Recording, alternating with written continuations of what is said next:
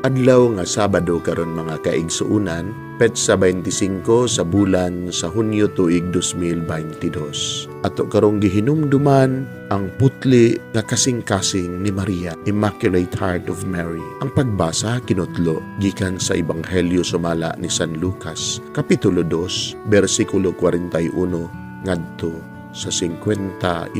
Matagtuig ang mga ginikanan ni Jesus moadto sa Jerusalem aron pagtambong sa kasaulugan sa pagsaylo.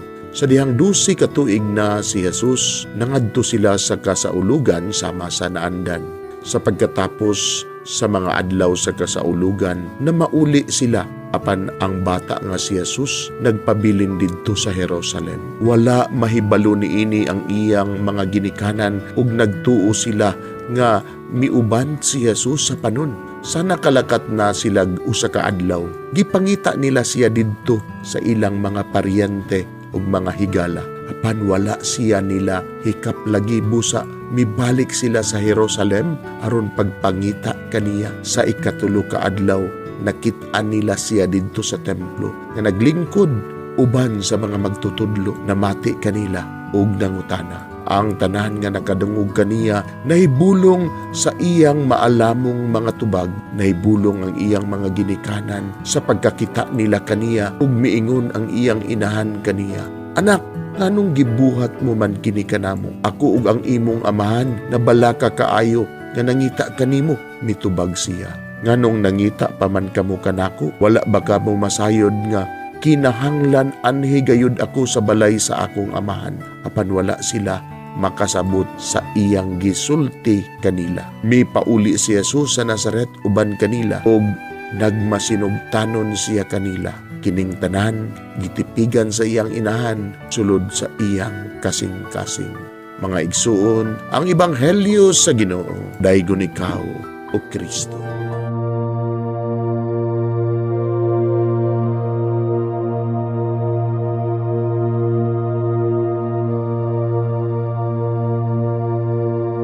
Pagampo sa dili pa magsugod sa trabaho. Magampo kita sa ngalan samahan sa Anak ug sa Espiritu Santo. Amen. Langit mo namong amahan, sa among pagsulod nining trabahoan, among gidala ang imong presensya uban kanamo. Among gipamulong ang imong kalinaw, imong grasya, imong kaluoy ug ang imong perpektong hanay sa among mga trabaho.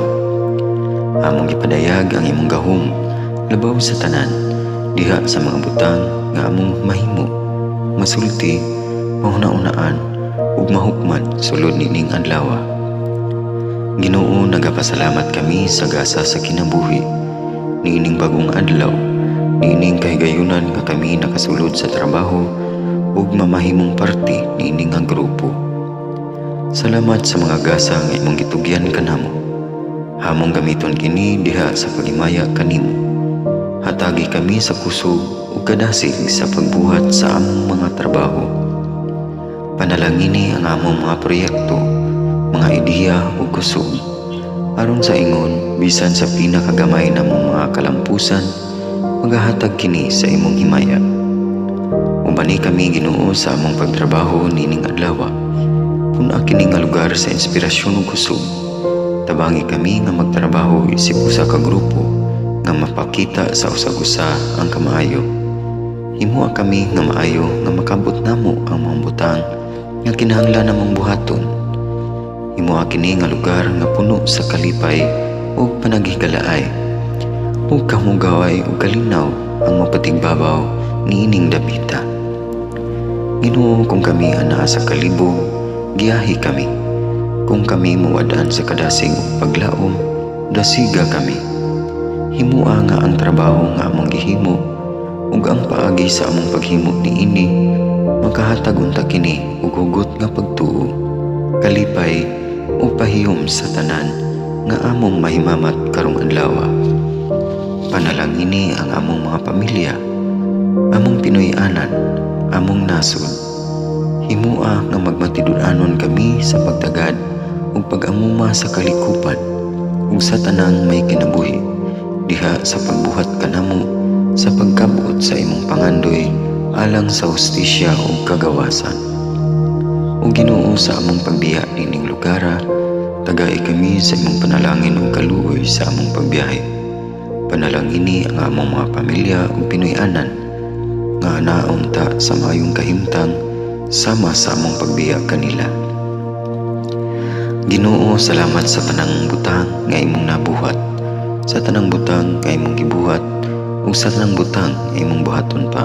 Sa ngalan ni Jesus, among giampo diha sa tumang pagigugma ug pagpasalamat. Amen. Sa ngalan sa Amahan, sa Anak ug sa Espiritu Santo. Amen.